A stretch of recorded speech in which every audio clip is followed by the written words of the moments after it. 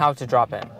If you want to learn how to drop in, you technically don't need any skateboarding experience at all. You could pick a board up and drop in the same day, but it sure would make it a lot easier if you're comfortable just rolling around on flat, banks, and quarters, because then you'll have a higher level of confidence. So my foot position varies depending on how scared I am. So if I'm comfortable with the ramp, I just kind of put my back foot somewhere on the tail and my front foot somewhere up near the bolts. Because honestly, your foot position doesn't really matter too much with this trick as long as you have your feet wide enough to where you can stay centered. You don't want to drop in like this because then you'll just slip out. That being said, whenever I'm scared, terrified, or whatever word you want to use, I do have a very specific drop-in position. So my back foot is pretty much where the tail starts and my front foot is just right before where the nose starts. And the reason why I do this is because then I have more body weight over the edge versus on top of the deck, which is that part that you stand on. So it's easier for me to commit to it because then that's also scary to get out of as well. So now that you have an idea of what drop-in foot positions look like, here's how the drop-in actually works. So I start by placing my tail on the coping with my back foot on it to kind of hold it in place so I can scoot it towards me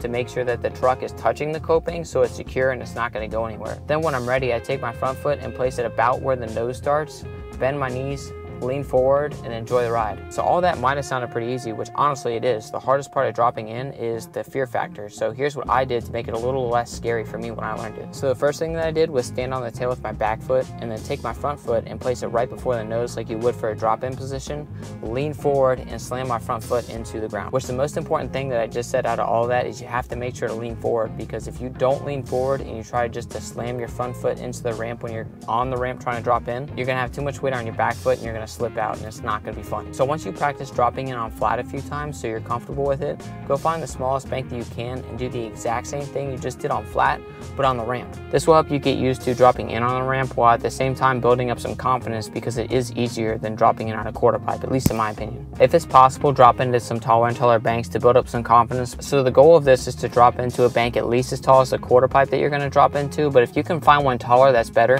because then you'll have a bit more confidence. So like I said earlier, drop-ins are scary, so here are a couple things that you could do to help break through that fear barrier. So the first thing that helps some people is when they go to drop in, act like they're going to grab the nose or actually grab the nose. So when they reach forward, it helps them lean forward and put more weight on their front foot and actually go for it. Personally, I actually find that to be more scary, but I do know people that it helps, so it might help you. So what helps me is to do a trick before I drop in, because then I put more pressure on myself to actually do it. And what that trick usually is for me is to grab the nose and twist my wrist so the board flips, catch it with my back foot on the coping, and then drop in.